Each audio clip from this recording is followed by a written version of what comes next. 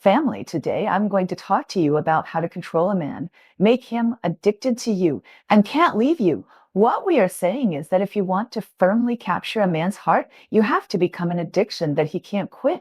If he can't see you for a day, he will feel empty, have no energy to do anything, and almost go crazy. So, how to do it? Today, I will share these secrets with you without reservation. First of all, we have to understand the truth. Emotions are like the law of conservation of energy. If you want a man to be inseparable from you, you must first make yourself confident enough to leave him at any time, but not really leave. Just like flying a kite, the line is in your hand. You can let him fly and you can pull him back at any time. Why do you say that? Because dependence often comes from complementation. You are strong and he is relatively weak. If you want a man to be spiritually dependent on you, you must have a weaker sense of need than him, be stronger and more independent than him, and be able to provide him with the emotional value and intellectual value he needs. For example, if he encounters troubles at work, you can give him rational analysis and warm comfort, making him feel that you are very reliable and understand him. In terms of material, if you have more social resources, he may rely on you in some aspects, and his dependence on you will be deeper. Next, I want to reveal to you a super powerful thing called addiction mechanism.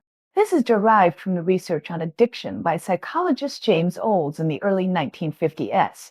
Do you know? Now, those game developers have played this mechanism very well. If we learn the psychological manipulation technology behind the game and make men addicted to you like games, it will be easy. Although this mechanism is a bit complicated, I have summarized a few key points for you, which I guarantee you will understand and learn it as soon as you hear it.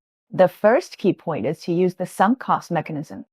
What is sunk cost? It's like most men are willing to insist on playing games that they have charged money for because they have invested real money in this game and they feel a loss if they give up. It is the same in relationships. You have to find ways to make a man invest more in you. The more he invests, the more reluctant he will be to leave you. For example, let him spend time and effort on you, accompany you to do some meaningful things, prepare gifts for you, etc.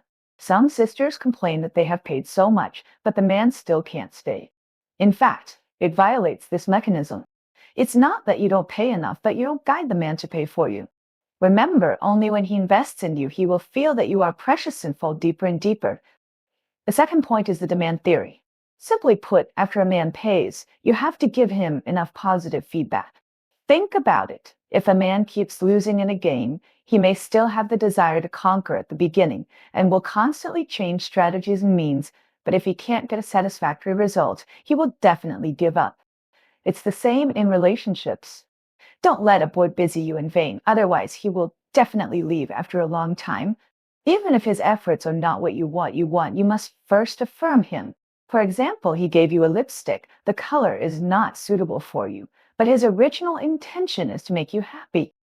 At this time, if you give negative feedback, he will feel very disappointed and may not want to give you anything in the future.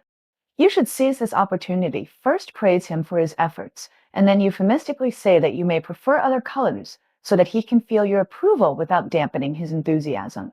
This step is the key to arousing male possessiveness.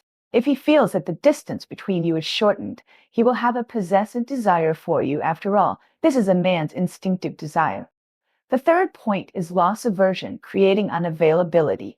Have you ever played the game of grabbing? It is the kind of game in the arcade where you use a mechanical hand to grab objects and move them into the hole to win. Usually the objects will fall halfway, and you have to keep inserting coins to continue playing, thinking that you must catch the objects, and you don't want the previous hard work to be in vain. This is the psychology of loss aversion. In love, when a man has a possessive desire for you, and you have always kept a relatively close distance over time, he will feel that he is very safe, and his possessiveness will slowly decrease. At this time, you have to stimulate his desire to win. Learn to withdraw at the right time, create some unavailability, and pull him out of the psychological safety zone. For example, occasionally reject his invitation to a date or suddenly reduce contact with him so that he has a sense of crisis that he may lose you. In addition, he has invested so much sunk cost in you before, he will definitely not accept the loss and will work harder to chase you. Remember, the desire to win is born out of the desire to possess. If he feels that he can't catch you, he will want to catch you more. The fourth point is to increase the difficulty in advanced rewards to give him a sense of experience. When you play games, have you ever found that if a game is always won and there is no difficulty, you will feel bored after playing it and you don't want to play it?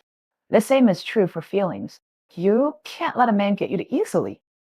You have to constantly upgrade and optimize, increase the difficulty and the temptation of rewards. For example, if he times you, if you greet him twice so that he knows that it takes effort to get your response. But don't give too big and too good rewards too early or at one time. Otherwise, he will have no motivation to continue pursuing. Moreover, as your relationship develops, you should constantly improve yourself, bring him freshness and surprises, and make him feel that there are always new challenges and gains with you. The fifth point is to give him a higher level of satisfaction and learn to manipulate his self-esteem value system. This is not something that can be done by simply praising him. You have to make a man feel his own value in you and feel that he is needed and admired. For example, when he achieves something, you should sincerely be happy for him and affirm his efforts and abilities. When he encounters difficulties, you should believe that he has the ability to solve problems and give him encouragement and support. Let his self-esteem value be fully reflected in you, which is another positive reinforcement. Remember, addiction is not just a spiritual liking. The core is to arouse the desire of the other party. Your desire to attract him must be what he wants most. Don't pack yourself up and send it to him. The more you find that he is fascinated by you, the more you should deliberately keep a little distance from him so that he will always think about you in his heart, so that his desire will constantly scratch him in his heart. And you are like growing into the industrial chain of his desire, continuously delivering dopamine to the depths of his soul. Family members in this love game, who is the one who can't stop at the end? It must be the man you have controlled so tightly. So, sisters, hurry up and learn to make the man you love addicted to you and can't leave you.